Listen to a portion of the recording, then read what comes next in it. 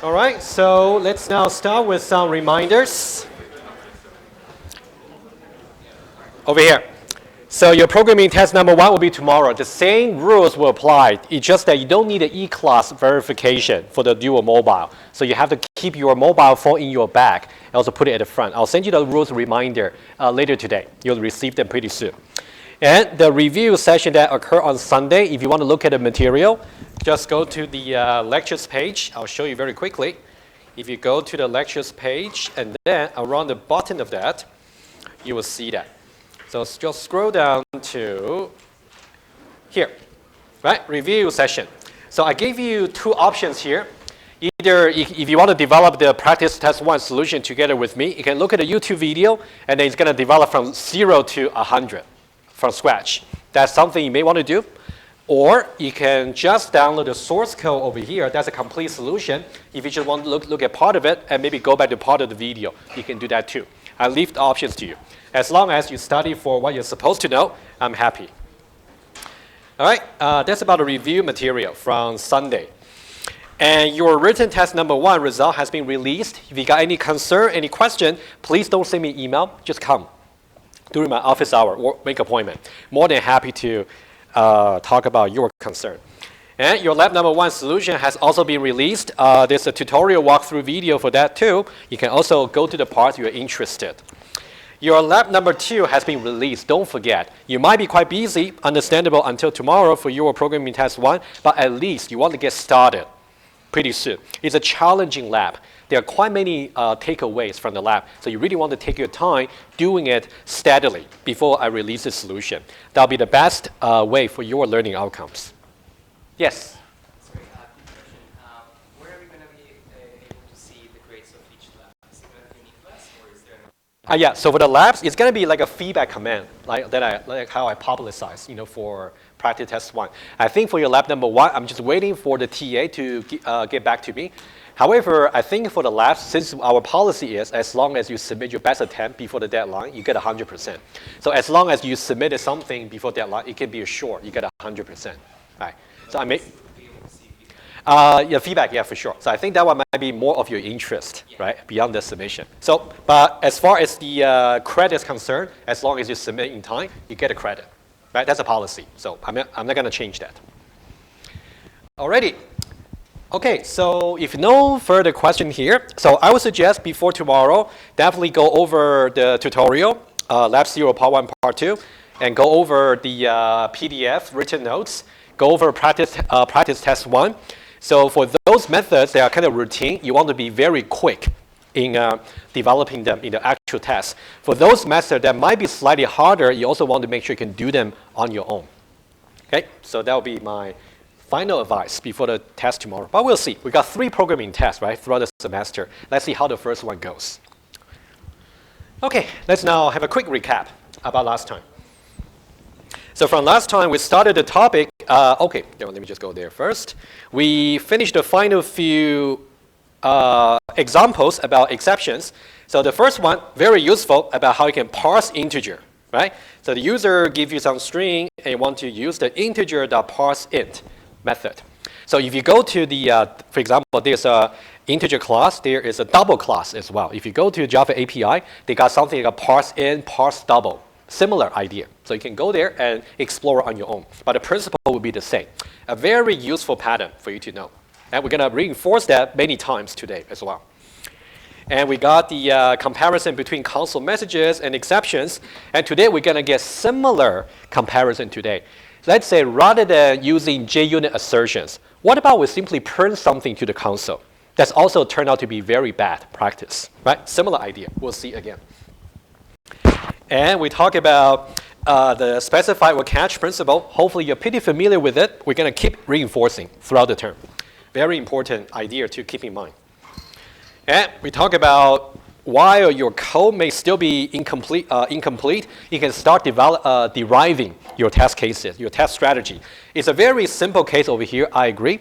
But if you want to discuss more strategy about for your own application, let's say for Lab 1, Lab 2, let's say you really want to write some extra test cases, but you're not too sure what to write. Come to me, and then I can give you some suggestion. And we talk about a counter example. And this page over here is very important to keep in mind. That's really the conceptual model you want to have. Whenever you have some method to be tested for its correctness, and also some JUnit test method to really test its correctness. Now, I want to draw your attention to, which we're going to revisit today, about the expected output versus the actual output. So let's say, for example, let's say the expected output is the value too large exception should occur. And the actual output is it does occur. In that case, it should be a pass. All right? On the other hand, let's say the expected output is the value too large exception should not occur. But the actual output is it does occur. It should be a fail. Right? Something like that. Always be clear about what the expected thing is and what the actual thing is. That's something we're going to reinforce again. Very important. And we talk about regression testing, and I would really love to see that you actually put this into practice in your subsequent labs. Always remember, whenever you're running right into a red bar, it's a very good opportunity for you to actually go back to your code and fix it to eventually go to the green bar. And the more tests and the more coverage you have, the more confidence you can have when you get a green bar. That's the critical point. And that was the very first JUnit test method that we consider. I would like to recap this a little bit later because that will be kind of relevant to the other three examples that we're going to talk about. I would suggest we take a quick look on the basics for JUnit. That will be very quick. That's something we already covered in the Lab 0, Part 1, Part 2. But just for completeness, let me just go back to the slides, and I promise I'll come back to here a little bit later. And today, I might do a little bit JUnits to show you some equality stuff for the new lecture, but we'll see how we go. So JUnits, the most important thing is we want, rather than using console messages to tell us if something really passes or fail, we don't want to use any console printout, system out the print line. Never the case. So we want to automate all the testing. That's the main reason for using JUnits. And we want to derive the test cases while we're still in the development stage. Don't really only try to write a test case after everything's done. It will be too late. And then, think about the JUnit test method is like a caller because they're calling some method under test. Right, so I would suggest these bullet points are pretty much what we're going to do in the examples. Review them after you have studied the example, right? They all make sense. Think about what's really expected and what's not expected. And regression testing, we talk about it, right? And then regression testing, flow. And this slide here, I would say you don't need to read them because that's pretty much what you have been doing since the labs. Just keep here as a reference point. Whenever you want to brush up your memory about JUnit, you can always come back. So I'm going to leave the slides there to you. All right, so we know how to do it. And of course, in the test, everything will be set up for you. You don't need to worry. The only thing I want to talk about is this one here. I'm not sure if you notice. Whenever you're creating a new JUnit test class, this will be the method they will give to you. Especially, you can see from line number 6 to line number 8. We got a test that's given to you by default, by JUnit test. Especially for line number 7. They are using a very funny assertion there called fail. Fail simply means I'm going to fail the current test unconditionally, no matter what. And the string argument not yet implemented is just a message you want to kind of print out to the tester. Okay? And now, let's now go over some important definition with you. What does it really mean when a single JUnit test method pass or fail? There's a simple definition there. All right, so now let's show you the definition, and then I'll ask you a simple question.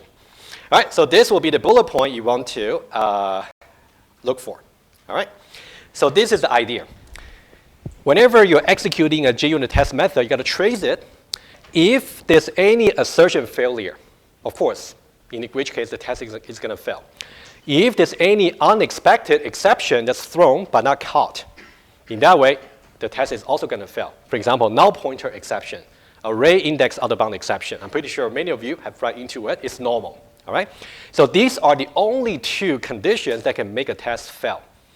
If you don't have any assertion failure, if you don't have any unexpected, uncaught exception, in that way, it will be considered as a success. All right? Bearing this simple definition in mind, let me ask you a question. I'll switch to iPad here. So this one here is the default method I just talked about, right? That's something generated by JUnit for you. And that one, they're simply going to fail unconditionally as a reminder that you should really try to implement your test method right away to make something meaningful. According to the definition, what would be the simplest way to make this test pass? Right now, if you execute it, it's going to give you a red bar. But what if I want a green bar? What would be the simplest way?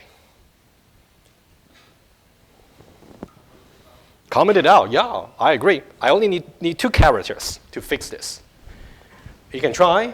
All you got to do is // Once you have done that, it's going to comment out this particular fail.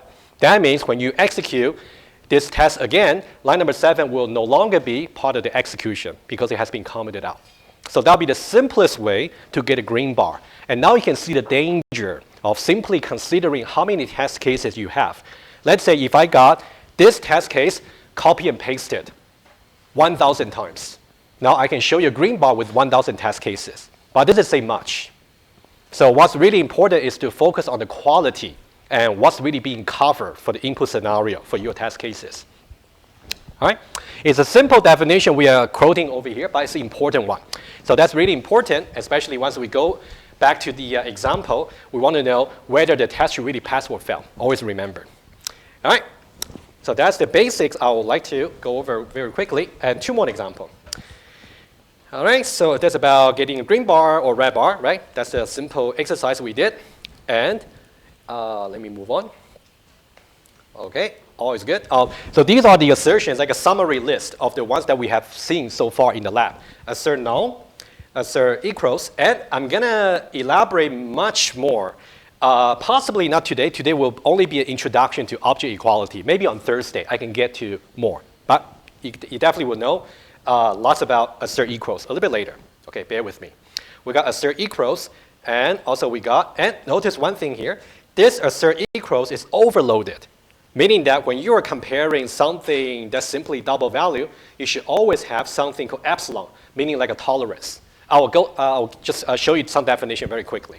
That one is not that hard. Assert array equals, we don't really use it much in the labs or in the programming test. But if you're interested, feel free to go to the JUnit 4 documentation, and they have something there, some example for you. But we don't really use it much for this course. All right, and fail. We're going to use this a lot, especially today, right? Fail, even though it sounds very silly, you're just going to fail the test. Why would you want to fail the test? Sometimes if you encounter something unexpected, you want to fail the test right away. All right, that's the reason. We'll see. All right, so this slide here, I'm going to leave it to you. Very, very basic, just about how you can use those assertions, assert null, assert true, and etc. Right? This slide here, I'm not going to waste your time in the lecture, but I'm going to leave this page clean over here. So you can feel free to print this out, load to your tablet, and try this exercise on your own. And then you can compare the answer in the slides. Right? That one I can leave to you. On the other hand, I would like to talk about the tolerance just once more, just to be very clear about what it really means. So whenever you're comparing the expected, which will be the first argument to the assert equals, this will be something I expect to happen. On the other hand, I'm calling some method which is going to return to me something that's actually being done, which may or may not be correct. And then, given that these two are just double, if you only got 2 integers, you don't have this issue here to compare with some tolerance. So both are double. And this is something you saw earlier on the slides. It's called tolerance or just epsilon. All right? Maybe you have seen that maybe in one of your mechatronics or maybe physics course, not too sure. But if no, that's okay, just tolerance. What does it really mean? What we are saying is assert equals now can be turned into the actual value that's produced by your method should be within certain range. Not exactly what's expected, but maybe some tolerance. It could be the expected minus epsilon, or it could be the expected plus epsilon. That's the only thing I want to draw your attention to. That's basically what it is doing. In the programming test or in your labs, usually we just give this assertion to you already. So that's also a good hint to you. So most likely, if you're given, let's say, an assertion like this, assert equals, but you do see some tolerance, that can kind of give you hints. This method here is supposed to return double. But I would say that may not be the only hints you should really look at. You should always look at this context object here to see which class to go to for creating that method, and also look at the expected value to be 100% sure. Because the expected value here has some fractional part, so it must be a double, right? So you can see different hints from the JUnit testing. All right, any question about tolerance here? Yes? What is the case that the actual isn't the expected because of the floating point? I would say, yeah, so it's really about the limitation of computation, because we know computer computes in the binary system, whereas when we talk about expected value here, it's more like a decimal system conceptually. So there will be some inherent mismatch between the two. That will involve some number theory that we don't really want to go to, but I would just say there will be cases where the result could be just precise, but there could be some difference as well. Yeah, so question? Is it because we have a limitation on the physical number of transistors to represent all the double values? Yeah, exactly. It's just about representing binary versus representing decimal. Somehow you cannot really convert between them perfectly. That's a limitation, theoretically. Yeah. Yeah. So if we do the similar operations and on two double values, are we gonna get exact similar results? Because we are following similar operations on the same computer. Yeah, so I would say in theory, if you're doing the same formula, if you're doing just everything the same, you should get the same result. In which case, you may not need a tolerance. But you never know. Maybe the same concept can be computed in different ways. Maybe sometimes when you calculate square, you might use as a times a. Or you might call math class dot square. You're doing it in different ways, but in which case, it might give you different result, just to be safe. Yeah. But conceptually, of course, we don't have this tolerance idea, right? If that should be 2.5, it should just be 2.5. But we're dealing with computers. Yeah. All right, if that's good, and let's now move on a bit. Okay, let's see anything else to say on the slides. Okay. That's a tolerance I just spoke about. And so this is just a summary table about what other assertions you can look into. I would say, if you want to explore more, be my guest. Just go there for that. All right, so that's it. We talk about 8 different test cases that are possible for the counter, and we're going to do 3 of them. So the one that we did last Thursday was the first one, to say if you initialize a counter to have 0 minimum value. Now I try to do increments. I shouldn't expect any exception to occur. I'm going to recap that example that I promised. But I'm going to do the other 2, one here and one here. For your exercise at the end of this lecture, I'm going to suggest you try to maybe encode this, and this. 5 other cases into JUnit test method. That'll be very good practice for you. Okay, I'll leave that to your efforts. All right, so and another bullet point to remember before we go back to the detail of the example. The real value for your test, I would say this one might be the intuitive idea. You want to reaffirm that your implementation is correct. I agree. It's so nice to see a green bar.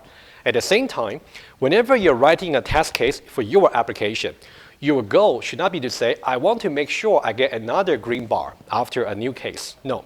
You should say, I will try my very best to prove that my implementation is wrong. Try your hardest. If you try so hard to prove that yourself is wrong, but you're still getting green bar, then most likely you're right. That's kind of the mindset, right? You should, as a tester, you should always try your hardest to really prove that the implementation being tested is wrong. If you try so hard, but it is still green bar, then most likely it is right. That's something I'd like you to keep in mind as well, okay? Pretty much like our grading test, right? So in my grading test, my idea is not to prove that your submitted code is right. I want to find some bugs in your code. So that's my job as a tester. Similar mindset. All right, so we're going to get to this wrong implementation very soon. And let's now go dive back to the example, right? Let's now talk about it here. So let's now do a recap from last Thursday about this example here. So last Thursday, we talked about this very first test. Let's see what it is trying to do here. Okay, let's take a look. So the idea would be we want to test a scenario where we try to increment after the creation of a counter. meaning that after the creation, the counter value should be 0. We want to do an increment. In this case, what's our expectation? We do not expect any exception to occur. That's our expectation. If some exception really occur, that'll be unexpected. Then we should fail the test accordingly, right? So now I want you to take a look at this test over here. Let me just rediscuss it from a slightly different angle. Okay, and that will be a very good way to start this topic today. Let me put it right here. Okay. And then I'm just going to paste it. There we go. Okay, let's now take a look at this example again. So if you look at this method call here, C dot increments, at this point, the C dot value will just be equal to 0. And when we are trying to call the increments, what's our expectation? Our expectation is no value too large exception should occur. So once we got this particular expectation over here, how the test should be structured should really go according to this expectation. Okay, so the expectation is going to decide how we structure the test, especially where we put the fail assertion. That's important. Because if you somehow flip the expectation, the fail should go somewhere else, right? Which we'll see in the second example. Let's now see this. Since we know no exception should occur, if we are able to go from here to here, this will be number 1, option number 1. So for number 1 over here, that means no value too large exception occurred. This is what we expected. And then we should really test a little bit further, also to test the value has been incremented. And that's exactly what the next line is going to do. And if this one also pass, and we're done with the try and catch block, and then we pass the test. Because after this, we're actually just going to go all the way to the end of the test. Once we get to here, no assertion failure, and also no unexpected exception. That would be exactly the definition for passing a test, right? Expectation. Right, so that's option number 1, possibility number 1. What about possibility number 2? Let's say we're still calling the same method here, but somehow the implementation is wrong. In the sense that, now let's say this one here is wrong implementation. Meaning that it's going to throw the value too large exception unexpectedly.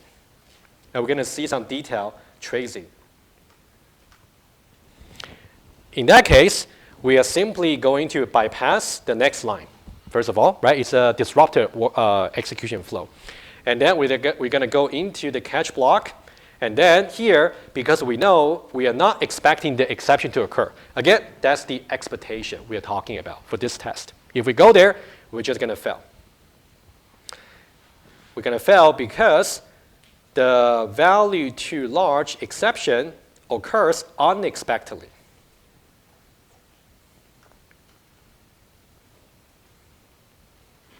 And it's really important to really get this clarified. Because for every method like this, the method may or may not throw the exception. You want to know when it throws the exception, is it expected or not? And you're going to define the pass or fail accordingly. How you define the pass and fail is going to determine where you put the fail assertion. So for this case over here, we put the fail assertion under the catch. The next example, the second one, we're going to flip the expectation. In which case, we're going to put the fail in another place. Now you want to understand why it should be the case. All right, any question from this one here? Go ahead. So with the catch line, Yeah. exception. So we can put any type of exception we want to that. That's true. In theory, yes. But I would say here we are more concerned about whether this particular exception that might be thrown over here is thrown. So we say that if the increment throws the value to large exception already in this value here, it should be unexpected. So if we get to the catch block, we know that somehow the exception is thrown too early, prematurely. But in this test, how does it know whether it's too large or too small? Because over here, you can see the value too large exception. But isn't that something we can put ourselves into the catch line? Or is that So if you remember, okay, let's recall something here.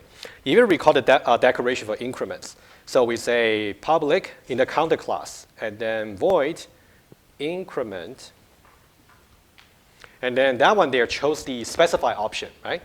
So that one say throws value to large exception. So now according to the compiler is going to look up, you're only calling this method here in this try block. And that one there might throw this particular exception.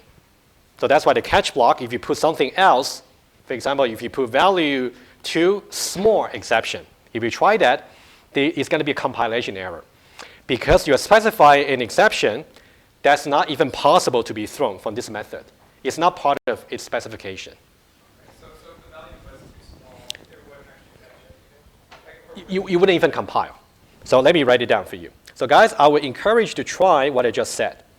So this is the value to large exception. That one there simply corresponds to what we got over here as part of the API, or part of the header or API for the increment method that we are calling. Exercise for you. If you simply replace this one by something that's not possible to be thrown by this method here, let's say replace by value to small exception, which is the other kind of error, right? If you try that, it's going to be compilation error. So somehow the compiler of Eclipse got some intelligence there. It's going to analyze through the try block and say, okay, now the only method call you're making in this try block is this one here. The only exception that might be possible is based on its header, which is value to large exception. So that's why you can only put value to large exception here. If you put, for example, value to small exception, compilation error. For those of you who might be a little more advanced, you might be thinking about, what if I put just exception here? But I wouldn't go there. That one may be a little bit too complicated for now, so don't worry. Let's focus on just specific kind of exception, just for now. Should we create a new class for the too low exception? Like a new test for the too low exception? Because this only check curve is too big. What's checking for? Yeah, we'll get another test case, don't worry. Yeah, this one is only to make sure when you try to initialize a counter, call the first increment, you get what you expected. That's it. For other test cases, we'll have other test methods. We try to test as few things as possible in a single test. Yeah, okay, good. All right, any other question about this one here from last time? Yeah. Can one method only throw one exception? The question was, can one method throw just one exception? No, a method can throw multiple exceptions. For example, let's say you got another method, let's say increment, then decrement, let's say, for example, right? And now, after the throws, you can say value to large exception, comma, value to small exception. So you just separate the exception by comma. You might see something like that in your lab too. I am reasonably confident you will see something like that. Okay. The good question. All right, let's now move on to the second example. Oh, before that, go ahead. Which number in particular would throw the value to large exception? Okay, in this example here, so remember we said a counter is going to sit between 0 and 3 inclusively. So let's say if the current value is already reaching the maximum 3, and you try to increment once more, in that way, it's going to throw the value to large exception. Yeah, just as a reminder. Yeah, we're going to see that. It's coming. All right, let's now move on to the second example here. Okay, this one's interesting. Let's compare right away, all right?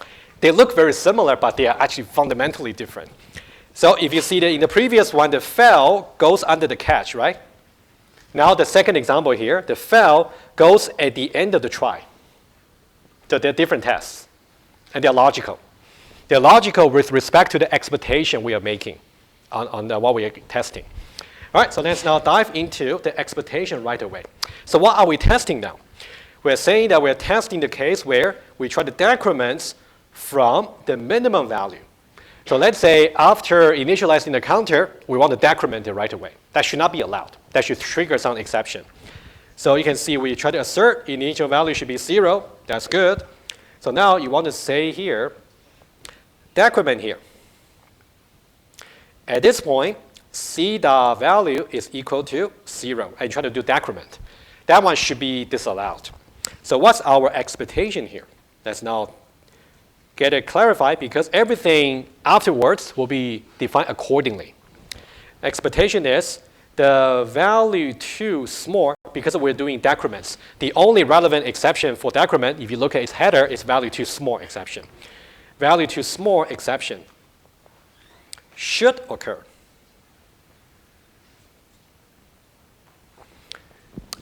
Guys, are you okay with this expectation? It is so important to understand that one. Otherwise, you will just be confused about why we put a fail somewhere. And the last thing you will really want to do in your lab is to try, maybe I put a fail here first. If it doesn't work, I put it in the catch. That's not the way to go. Right? You want to be clear about what you want to do. Okay, understanding this expectation here, let me highlight it. It is so important. All right, so now let's analyze the structure of the test. Because now we expect the exception to occur. So let's look at where the test should pass. So now let's say after this line here, if we somehow go for the disrupted execution flow, meaning that we bypass the rest of the try block, we go directly to the catch, meaning that that value too small exception did occur. In this way, exception is expected, right? So that should be a pass. Exactly the opposite compared with example number 1, right? That's something you would like to put it side by side and convince yourself. What about scenario number 2? Let's say we still try to call this decrement over here, but somehow the expected value too small exception did not occur, meaning that we're going to go just to the next line. Right? So let me just put a star over here. The star over here simply means being able to move to the next line.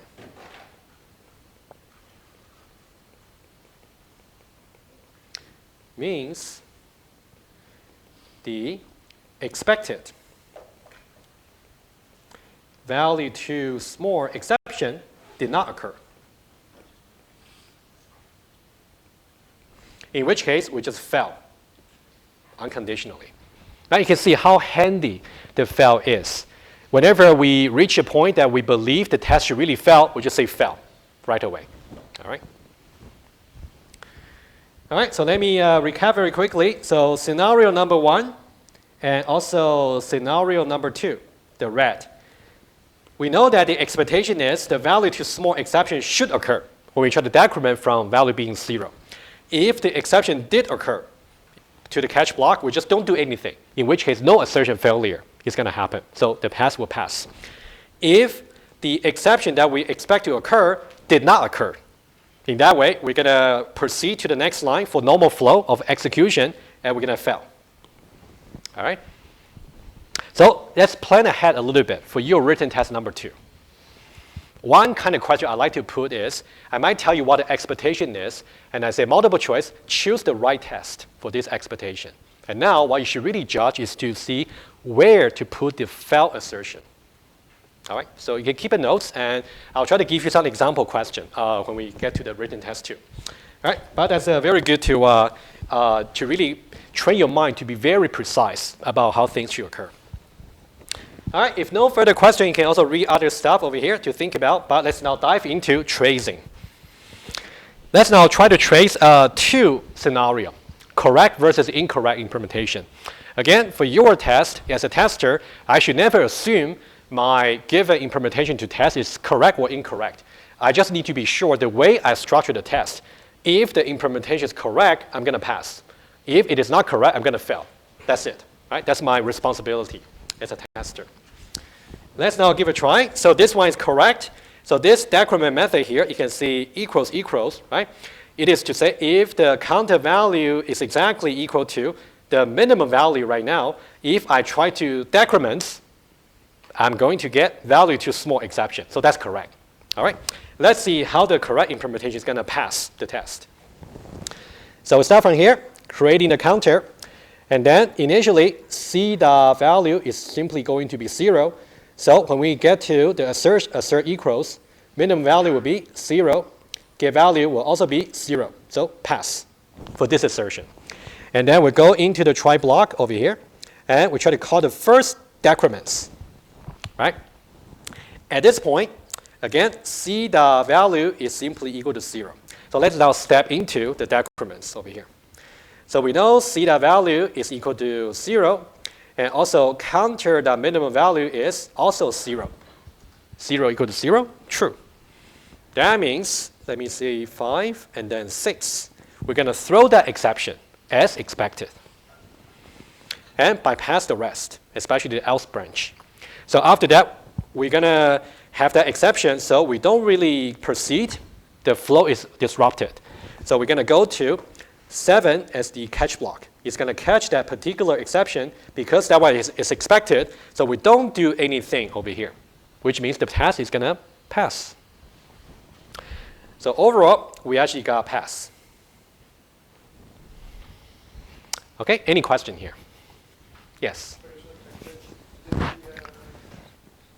else line didn't go off, right? So The else line is not going to be executed because in step number 6, we already throw the exception. So we don't really proceed. The execution flow is already disrupted. Yeah. Or put it in this way, remember if else, if you already go to the if branch, there's no way you can go to the else branch at the same time, right? It's either one. Yeah, that's another way to look at that. All right, one remark I would like to make, which potentially can confuse you, but that's something you want to get through conceptually. You can see over here, we have certain exception occurring, right? This guy here. But somehow the test pass, right? Value 2, small exception occur. The execution flow disrupted. However, the test pass. If you still have the intuitive perception that whenever an exception occurs, that simply means I failed the test. Not necessarily. Because now the expectation is we do expect that exception to occur. Right? That's something I'd like you to review, especially this remark over here to convince yourself this is okay, logically. Any other question about this? Yes? Does the fail method cause execution to stop as well? Yeah, you can say that. The fail here basically say, as far as this test method is concerned, we're done. And it's going to fail. But will it continue running afterwards? And say you have some It will not. Let's say, yeah, good question. The question was, let's say I put certain lines. Okay, let's say this, hypothetically. Let's say after the fail, I still got 1, 2, 3 lines of code, which is totally possible. If I already failed, for example, which we'll see in the next case, right? Let's say I already failed. Am I still going to execute 3 lines? No. It will be in some way as if some kind of exception also occurred, as if. Does it throw an assertion error? Yeah, it's like an assertion error that JUnit framework will pick up and then say, okay, since you got the assertion failure, I'm going to end the test, and that's it. Show the red bar to the user. Yeah. Is an assertion failure like a runtime error?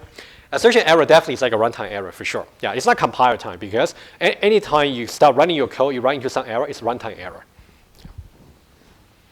All right. If you had another test case with a different name, if you have failed, would it stop the other test case from running or no? You say to have another test with have another test with the same name? No, a different name. It's just. Oh, I see what you mean. Okay, good question. So I think you guys' question actually complement each other. I think that's good. Number one, as far as this test is concerned, after the fail, all the rest of the tests will be abandoned. You don't really execute them. However, let's say this is only test number 1. You still got another 9 test cases. They will still be executed. So fail is only applicable to the current test we're talking about, right? Only this one fail. So what a JUnit test will do, they will still try to run all other test cases to see if you got any other tests that fail. Yes. Alrighty, so let's now talk about the other possibility.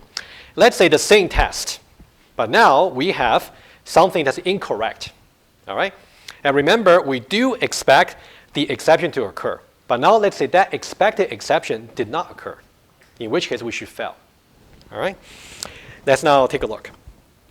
So if you look at the implementation here for decrements, I'm going to change that explicitly to show to you it's wrong. So rather than equals over here, I'm going to say less than. Okay, just make it wrong. All right? Of course, there are different ways to make it wrong, but I'm just showing you one way. Let's now try this. I'm going to say 1. I'm going to create a counter. And then 2 is going to pass the assertion because counter value would just be minimum value to begin with. And try and decrement. And let's remind ourselves, C dot value will be 0 to begin with. And we step into the decrements here. And then we try C dot value will just be 0 less than the minimum. False. Agree? 0 less than 0, false, so we don't really go for throwing the exception. Instead, we go to the else part. The else part is going to decrement the value, which will go from 0 to -1. You can already see something that's wrong with the implementation. It allowed the counter value to go below the minimum value, right, without throwing the exception. And if we, after this, because we know the exception did not occur, the execution flow is going to proceed as normal. Right, I'll put a star here. Star here simply means the execution flow normal because no exception occur, which is not what we expect to happen. All right, so that's why we fail. And once we fail, as you guys ask, the rest will be bypassed. Right? Now it's going to fail the test. So we see for the same test, when the implementation is correct, it's going to go for doing nothing, and they just pass the test. If, like right now, the implementation was wrong, it's going to reject by failing the test, which is good. That's exactly what a test is supposed to do. Pass or fail, as appropriate. All right, any question about this? All right. Now, I'm going to challenge you a little bit. I'm going to give you a third example. Right? So far, the first example there, we don't expect the exception. Second example we just did, we expect the exception. Third example, what about in the same test? I might expect the exception at some point, but I don't expect it at some other point. How do I structure the test accordingly? You might think, is that even possible? Yes, it is possible. Let's take a look. This will be the third example. And conceptually, this is what's happening here. So this test over here, I'm going to zoom in just one moment, so don't worry. I'm going to explain to you what conceptually what's going to happen. So what we want to test over here, let's use a state diagram. Let's say after we initialize the counter, we know that the value is 0. We're going to do 3 consecutive increments to bring its value all the way to the maximum. So we're going to say increments the first time, that should bring it to 1. Increment the second time, it's going to bring it to 2. Increment the final time, it's going to bring it to 3. Up to this point, should we expect any exception, especially value too large exception? Not really, right? So I'll call up to here, call phase 1. So up to here, I'll say that's called phase number 1, where we don't expect the value too large exception to occur. Value too large exception not expected. But that's not the end of the test. I want to go further to say, now that I reach the maximum value 3, let's say I want to do a final increment. And then I'm going to say, now I want to increment just one more time. Now, my expectation is going to flip. Now I do expect that exception to occur. So I'm going to do phase number 2 over here. And that one there is going to make sure that I have value too large exception expected. conceptually, we got two phases. In the actual Java JUnit test, we can divide also into these two phases to see how the fail assertion is going to be put accordingly. Right? So once you understand what we're going to set up conceptually, the Java code itself is not too bad. Right? You're just going to know when to flip the fail assertion. Right? Let's now go back here. Let's now take a look. All right? So this guy here, this part here, is phase 1.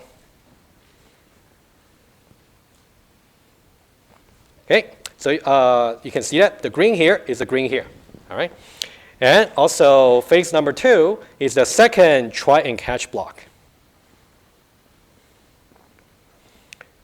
So somehow for this example here, it turns out it will be necessary for us to use 2 separate try and catch blocks. One for phase 1, the other one for phase 2.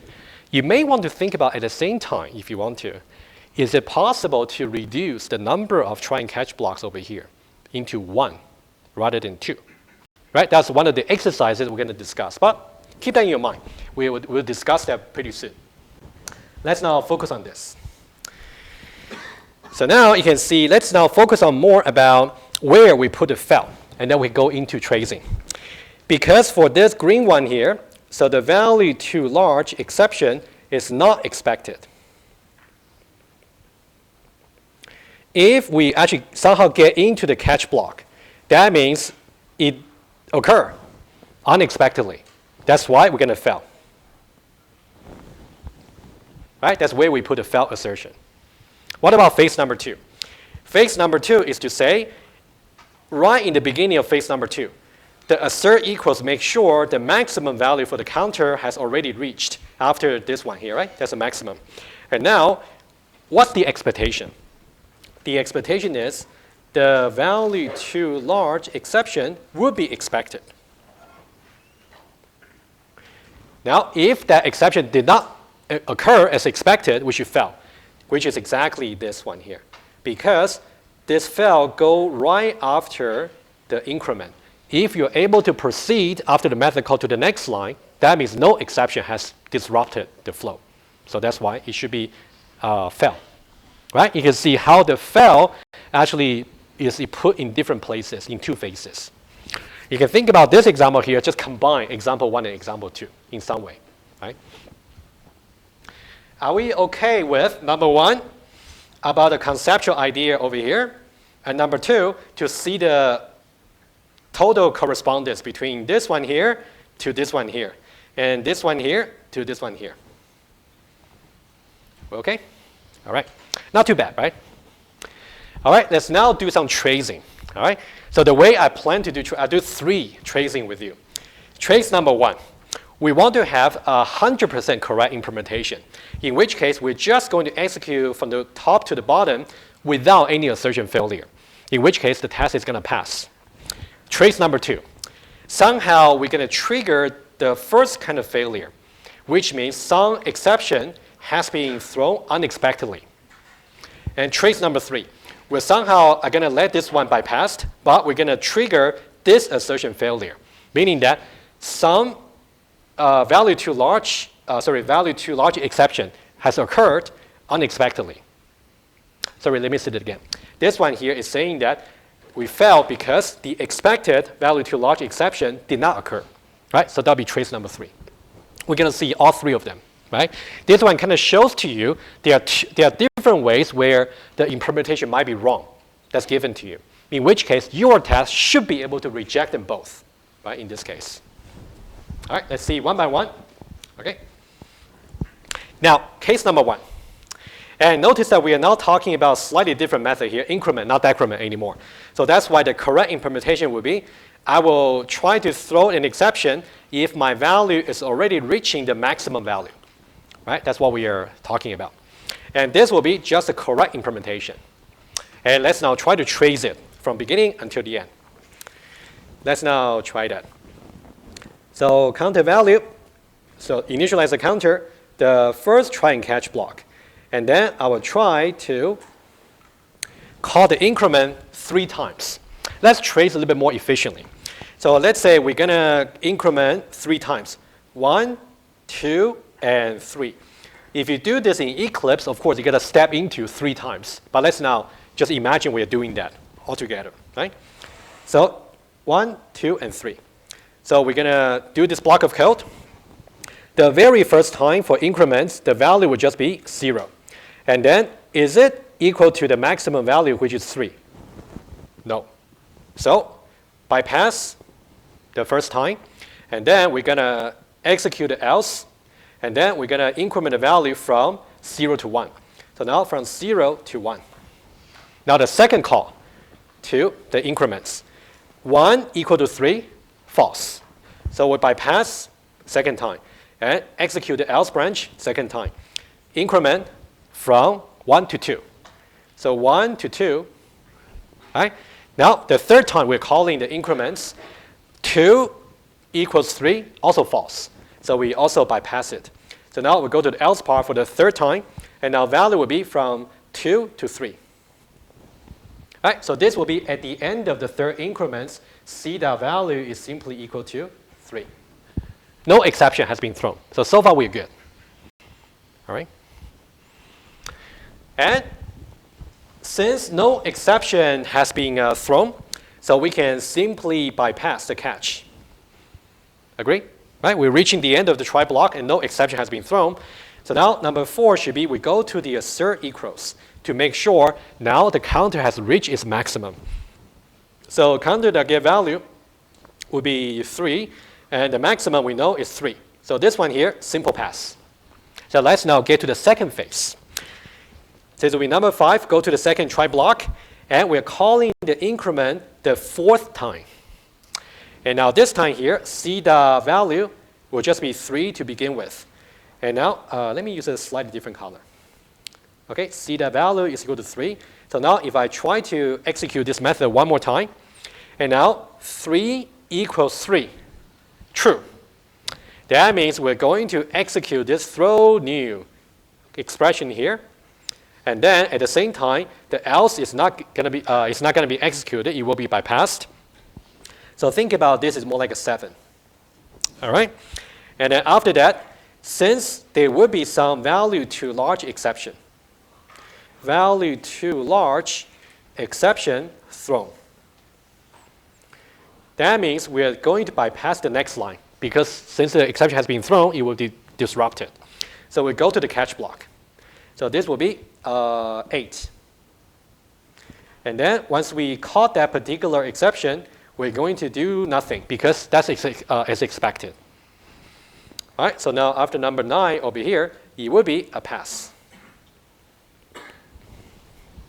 So this is a complete walkthrough about an implementation that's correct across 2 phases. The next 2 traces we're going to do is to say, what if phase 1 got something wrong?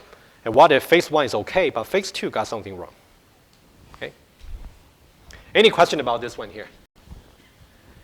Okay, let's now go to the other 2. The other 2 cases are more interesting, I would say. This one here, just run through, right?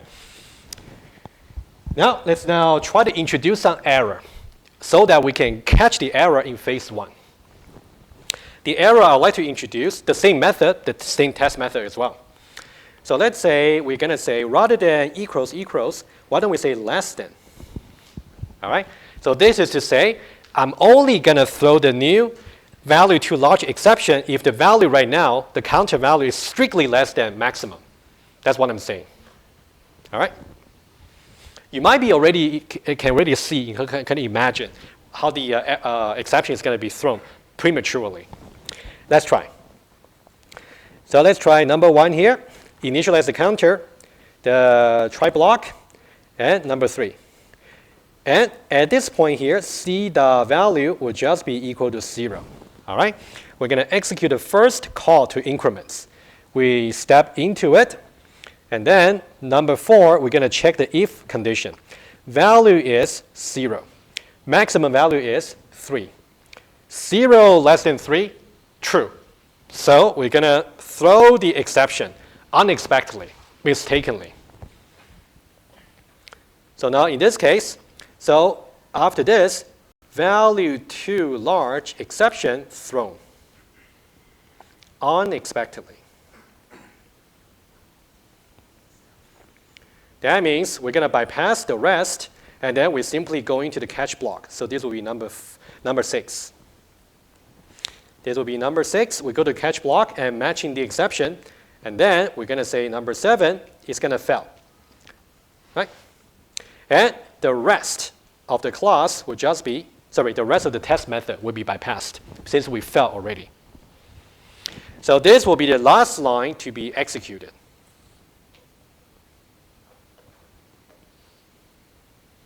All right. So here we fail because one of the first 3 increments throws some exception unexpectedly, right? And this tells us our test is good because it rejects some wrong implementation. That's good. All right, any question here? All right, so for completeness, let's do one more trace, right? That trace is going to do the following. Let's imagine that. So now the implementation is going to be okay just by passing through the first 3 increments without any unexpected exception. However, when you get to this guy over here, which is supposed to give you an exception, but it did not. In that way, it's still going to get some fail. That's something we'd like to see, right? Just to be complete. All right, last trace for the same example. We'll still talk about increment here, but now let's inject some error, slightly different way. So let's say rather than equal, why don't we say larger than? That is to say, I'm only going to throw the value too large exception if the counter value is already strictly larger than the maximum. Okay? Guys, hi. Please, thank you. All right, so let's see how this trace is going to go. All right, let's now try this. Well, of course, we expect the test to really fail, but let's see whereby is it going to fail. Number 1, start with the counter, and then number 2, try block, and number 3, number 4, and number 5, right? That's basically going to be the subsequent call. And let's now go a little bit quicker over here, because I know that here, the value for the counter is going to be 0 to begin with, right? So I know that when I compare the value 0 here, and also the maximum value, which will be 3, 0 larger than 3, false. So I don't throw any exception. I go for the else part and increment the value. Right? This will be the first increment. So you go from 0 to 1. And then for the second increment here, I'm checking this condition once more. So 1 larger than 3, false, by passing this the second time. And I'm going to increment the value from 1 to 2. All right? So that's after this one here. C dot value would just be 2. Right? And for the final time, if I try to execute, so now 2 larger than 3, also false. So I bypass one more time. And increment the value from 2 to 3. 3 here. Oh, let me just write here. Yeah, sorry, when you see the notes, you will see that. It's a little bit maybe harder to see from the projector. But 3 larger than 3 is still false. So we still don't throw that exception. Right, so that means after the very final call, the counter value would just be 3. So the important thing for you to do is to really look at the code and try to trace it 3 times for the increment to make sure the Boolean condition for the if branch fails 3 times. Right, that's important for you to see. All right, so after this, we're going to go for the, well, since no exception has occurred, so the catch block doesn't apply, bypassed. So we don't really see the fail. So as far as phase 1 is concerned, we are okay. Now, what about phase number 2? For phase, before phase number 2, we're going to, let's say we got 3, 4, 5, let's say 6. We're going to assert the maximum value for the counter has reached, which indeed is the case, right? That's something we just traced. And let's now try number 7, the second try block. And at this point, in the beginning, C dot value is equal to 3. All right? And let me use a different color here. So now the counter value is equal to 3. Right now, 3 larger than 3 is still false. In that way, we are still going to not throw the exception. That one already sounds incorrect. Because at this point, if counter value is already 3, we should really try to throw the exception, right? So now we are still going to increment the value from 3 to 4. Already something pretty wrong about the implementation. So now at this point here, no value too large exception thrown as expected. Since the exception did not occur, we'll simply go to the next line. The catch block is bypassed. So now we're going to fail. So this is the second possibility that the test might fail. All right? So don't lose the big picture here. The big picture is we have a test like this. And I claim that this is a good test because for 2 reasons. Number 1, when the implementation is correct, it's going to pass, as I showed to you. And number 2, when the implementation is wrong, either because of this or because of that, the test is going to reject by failing the test, right? That's what we're doing. And what you want to do, again, just dive into the code, into the precise value, and really convince yourself how the execution flow is going to vary depending on different expectation for the test. Question? So we define explicitly this definition for our value too large exception, where Yep. it includes the specific value and stuff. Does that ever actually get printed to anything? Because we You mean the counter value is, yeah, you know, that, because oh, we I see.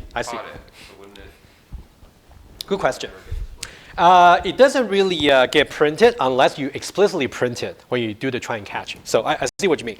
So guys, your classmate asked a good question here. We actually pass some nice informative string message over here. Does it ever get printed out? It will only get printed out in the following way. Let's say here, if we actually catch the exception, but now you can say E dot, like a print, something like that.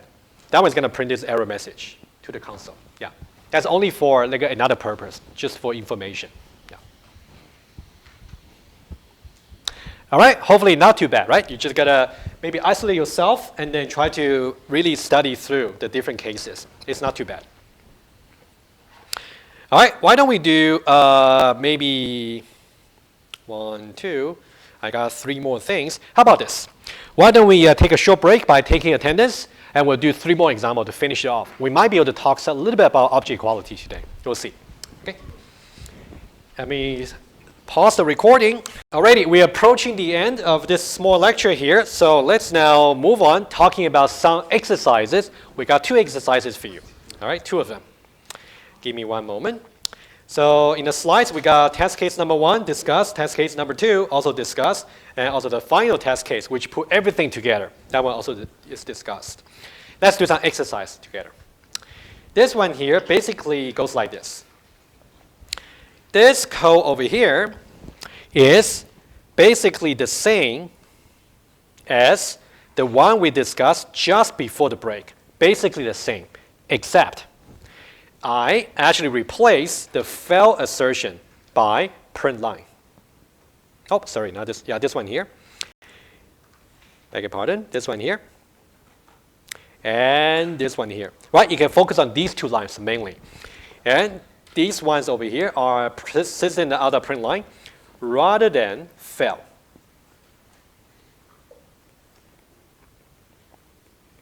So the purpose of this exercise is to kind of show to you why it would be so necessary to really program in assertions using JUnit, as opposed to you're trying to report password failure to the console, right?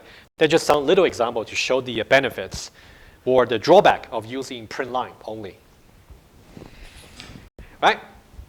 So now I just want to have some very little discussion. If you have any thoughts, if no, I can give you hints. If still no, I can tell you the solution, right? That's okay. But it's important to get the points.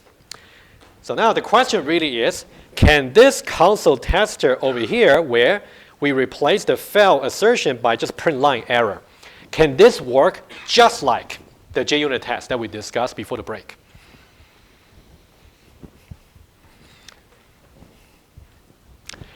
Most likely it should be no. Otherwise, what's the point of discussing it, right? Sure, it should be no. But now, why no? All right. How about we try you first, and then, yeah, go ahead. Aha, I love the answer. So is that your classmate was definitely right. So let's say, for example, if somehow I got this error, it will print line to the error. But is it going to bypass the rest? Not really, because this is like a normal line, which is not going to disrupt the execution flow. So you're going to go through. That's exactly right. So that's pretty much the answer I want to say. But if you look at the hints, really the same. So the idea is, what if the increments over here, there's a 1 here, 1 here, 1 here. Let's say we really got some unexpected exceptions thrown, in which case you will still go into this one here, print line, but after that you will still go further, which is wrong. Okay, you should always stop right away. All right, so now I made some annotation. Let's say this one here, say the value too large exception occurred unexpectedly.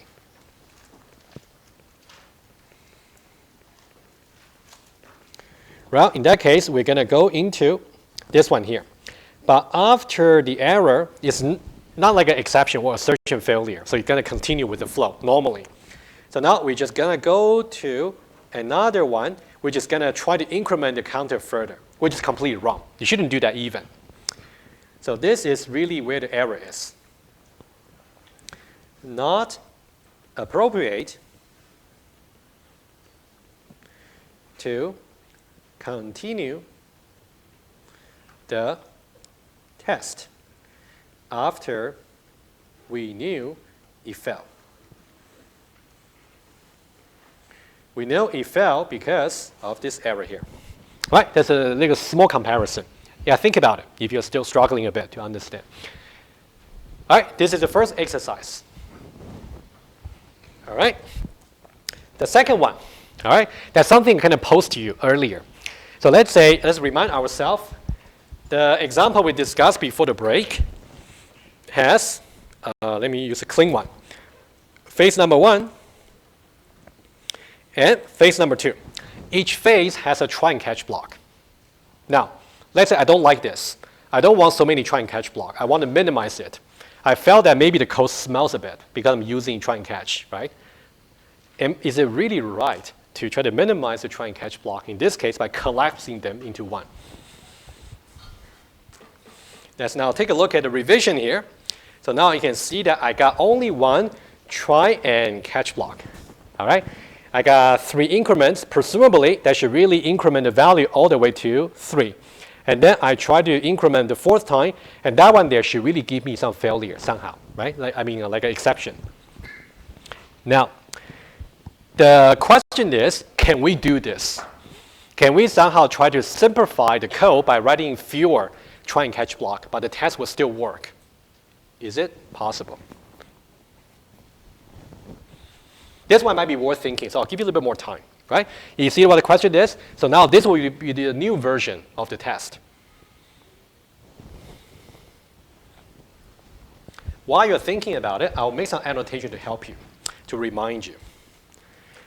This phase over here is where the value too large exception not expected versus this 4th one over here is where the value too large exception is expected. Right? 2 phases.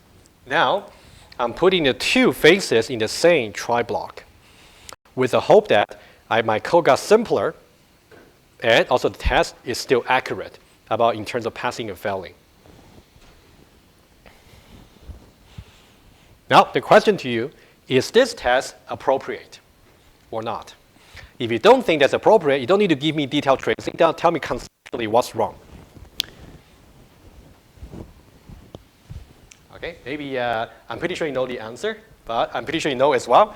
So just for the sake of everybody, if you don't mind, why don't I give you a little bit hints? Okay. This one is going to be very obvious hints. All right? So this hint goes like this. Let's say I got to this point. The value too large exception has been thrown. Now, when I get to this point, do I know for sure I should really pass or fail? Do I really know? That's a critical question. So what do I know when I reach that point? The only thing I know when I reach this point here is some value too large exception occur. Value too large exception occur. But whether it should pass or fail is an independent issue.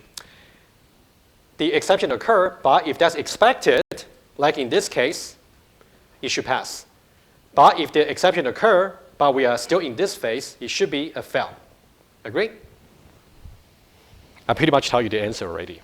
Right? So the problem for this test, which I would also like you to think about, is if you only got a single try block over here, the problem is you got inconsistent expectation in the try block, in the single try block. In this expectation here, exception occurring means failure.